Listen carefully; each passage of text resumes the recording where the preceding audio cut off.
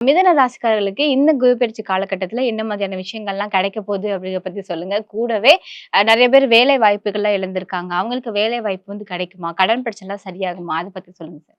பொதுவாவே பார்த்தீங்கன்னா, மிதுன ராசி காற்று ராசி. ஒரு இடத்துல இருக்க மாரி இருப்பாங்க, சல்லுன்னு பறந்துருவாங்க. ம், ம். அப்படியே சிந்தனைகள் இங்கே ஒரு இடத்துல உட்கார்ந்து பேசிட்டு இருப்பாங்க. அவங்க சிந்தனை இன்னொரு பக்கம் ஓடிக்கிட்டே இருக்கும். 2 விதமான சிந்தனைகள் அப்படிங்கிறது பொதுவாகவே மிதுன ராசிக்கு இயல்பாகவே உண்டு. ஸோ இப்படிப்பட்ட நிலையில ஒரு 1 வருஷமா அவங்க எதையுமே சிந்திக்க முடியல. ஜென்மத்தில் குரு அமர்ந்து பாதி மிதுன ராசிக்காரங்க வீட விட்டு வெளிய வந்துட்டாங்க. நாட்ட விட்டு வெளிய வந்தாங்க. இருக்கிற வேலைய விட்டு வெளிய வந்தாங்க.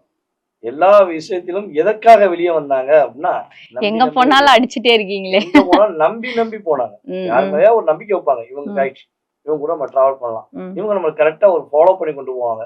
அப்டின்னு நம்பிக்கை வைப்பாங்க. அந்த நம்பிக்கை வச்சனாலேயே இவங்கள அவங்க வச்சு செஞ்சுட்டாங்க. ஸோ இதுதான் நெறைய விஷயங்கள்.